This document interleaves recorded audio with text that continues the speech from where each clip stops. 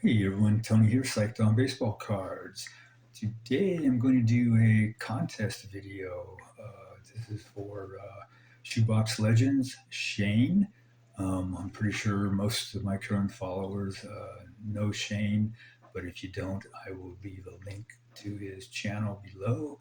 He's an awesome member of the card community, and whenever he posts a video, he's a must-watch for me. So give him a look if you don't know about him. Okay, so for his contest, he wants us to talk about how our card collecting has changed over time and to show some cards reflecting that. He doesn't. You don't have to show cards, but he would like us to. So I'm going to show cards. So this video may be a little long because I'm going to show a lot of stuff. So bear with me, and I think you'll like what I'm going to show. So before I start, I want to mention that when I first started collecting again around 2010, I didn't know there were so many different card companies like Fleer, Upper Deck, Donruss, Score, all those. Um, until I started looking on eBay to buy cards and saw all these different companies, and I was kind of shocked. I go, "Holy cow!" I thought there was just Tops, because when I was a kid, my mom would go shopping and she'd bring me baseball cards home, and they were always Tops. And when I started going to the store when I got older, um, all the stores just had Tops. So I didn't even know Bowman, until I started seeing cards on eBay. So I was pretty naive about all the different card companies out there. Um, so my collecting style has been pretty much all over the place, and it kind of still is. Kind of it is. Um, I am collecting a 65 set, as most of you know. But when I started collecting again, on eBay, I would buy cards for my Oakland A's. Started with by the team sets, and it was started with 1969 and worked my way through the present. And I'm still doing that. And 69, we got this. You guys know what the cards are like, and then we got all these other ones, and just flip them through. So I have binders to have these since 68 was towards the end of the decade of the 60s.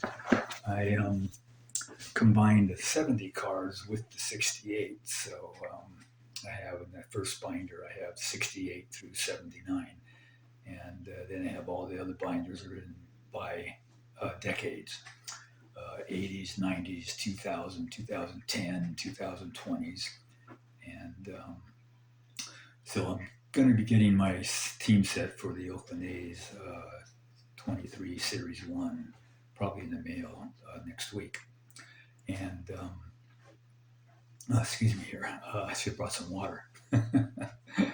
um, so I was also buying, other cards um, from players that I liked back in the day when I was following baseball a lot more closely after I stopped collecting it after 1960. I still followed baseball, and so when I started buying cards again in 2010, I was also buying uh, cards of players that I liked back in those days when I was not collecting but still following baseball. I kind of stopped following baseball in the mid 1990s, and then picked it up again in the 2000s. I was following in 2000. um, so like cards like Tim Raines, Louis Tiant, Norm Cash,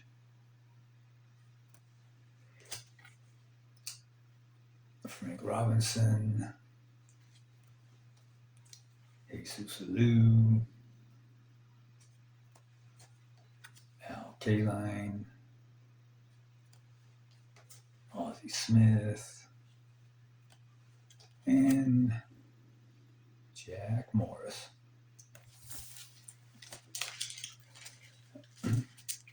Okay, now I was also, collecting cards that were kind of like oddball cards, and I'll show you what I mean by that. They were cards like, well, not these here, but these are all multiplayer cards. So I was collecting like all the YouTubers that sent me cards, but at the bottom row you can see their MLB channel folks, and they had a series one year, so I was buying those. And then this one was the MLB channel's top 10 players of the 1990s, and so I bought all of the players' cards from that year. Don't remember exactly what year it was, but anyway. And then I got these die cuts. Don't remember what that is, but then I was collecting team logos and patches. They look pretty cool. And you can see I got quite a few of those. And it goes on. And I got the this set here I'm still trying to put together. It's autographed Fleer 2006, I believe it is. Great autographs. And I still think I need about 8 or so of those still to get, and they're hard to find, so I haven't been able to find them for a few years now. And then I got this set here I bought. It's a Fleer set that's just loaded with the Hall of Famers. It's a really nice set. I did do a video on that one time. Okay, a little bit clunky showing the binders, but I apologize for that. But it kind of goes along with the oddball stuff here. I also have this binder, some cards of the player's childhood. Okay, I then progressed to buying PSA slabs, eventually focusing on Bowman Chrome, Bowman First Chrome, and Prospects, specifically the Prospects Blue and Gold Chrome Refractor autograph. So some of the cards are just cards that I liked here. Bowman Chrome,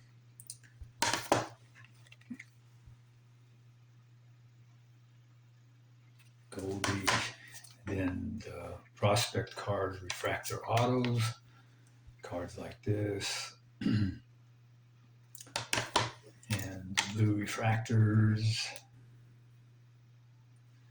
and gold refractors. All right, so then I decided to finish my 1950 set. I'm sorry, 1960 set. I slabbed several of the cards from the set of players that I liked back then, like Herb Score, Dick Stewart, and then all of the Hall of Famers. I started slabbing the Hall of Famers from the set. Now, these are all cards that I had pulled back in 1960. And except for this one here. This one, I had this card for my set, and because I was really lame back then, I didn't know anything about getting rid of gum stains on cards or whatever. I tried to clean the gum stain off the card and totally ruined the card. And I actually broke down and started crying because I just destroyed a beautiful looking card, and out of my stupidity. So I ended up buying another one, and then had it graded. I think I had it graded, or I bought it graded already. I'm not sure. Okay, so onward with... So I completed the rest of the 1960 set with binder cards, bought cards on eBay from my LCS. My LCS had a lot of cards that I picked up there. And I'm thinking of replacing the cards that I had slabbed, the common cards, because the binder looks kind of weird with that just white piece of paper in there. So I'm thinking of going back and picking up the slab cards that I got, the common players, not the Hall of Famers, but the commons. So when I finished, when I was doing the 60 set slabs, I was slabbing the Hall of Famers. I decided to do the 1960 set registry for PSA Hall of Famers, and so that's where the cards like Stan Musial and Willie Mays, all those greats from back in 1960. I had a lot of them. Mickey Mantle. Some of them didn't grade very well. Like the Mantle only graded a 3, and some of them graded 4s and 5s. And then when I was finished the 60 set, I decided to do the set registry for the 1980 set. I had already had my 1980 Ricky Henderson graded, so I figured I had a good start there, and decided to do the whole Hall of Fame set registry. And so that was fun to put together. And let's see, what else? I guess after that, I started picking up the Topps Living set, and I'll show you my newest Living set card that I picked up. Fred McGriff. I somehow missed this one, and I was watching a channel of Mike Monahan, who collects this set and in slabs. And I realized I didn't have that card, and a couple of other ones that haven't come back in the mail yet. So thanks, Mike, for showing that, because I saw some cards I missed. And then I decided to do the 1965 Topps set. And I've been still working on that. I've got a couple of cards coming in probably next week. And down to, after those 2 cards, I need 48 more. And then I just continued collecting McGill, not McGill, but cards from, slabs, players that I liked, cards that I had pulled out of packs or just bought off eBay. Like this one I pulled out of a pack and had that graded.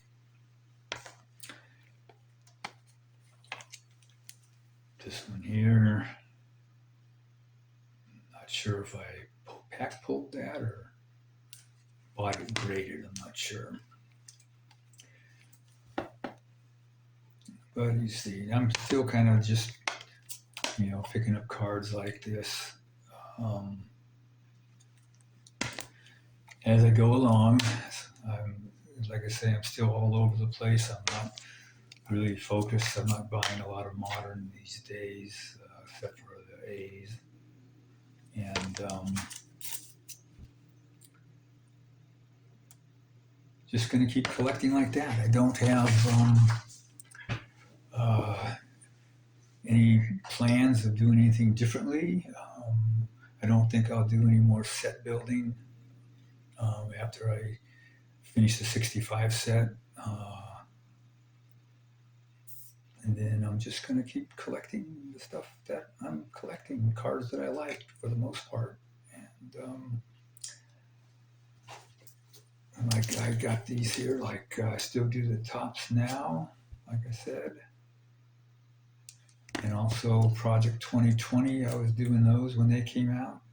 Bought a lot of Ricky Hendersons and other players that I liked. And I will continue doing it. If cards come out that I like, I'll pick them up. And if not, I'll look for other stuff that I would like to have. So anyway, that's it, Shane. I hope that was good enough for you. Sorry it was so clunky, everyone. I don't think I've ever done a video with this many cards from different areas. So anyway, it was fun putting it together and showing the card. Hope everybody enjoyed it. So until next time, everybody, peace out. Take care.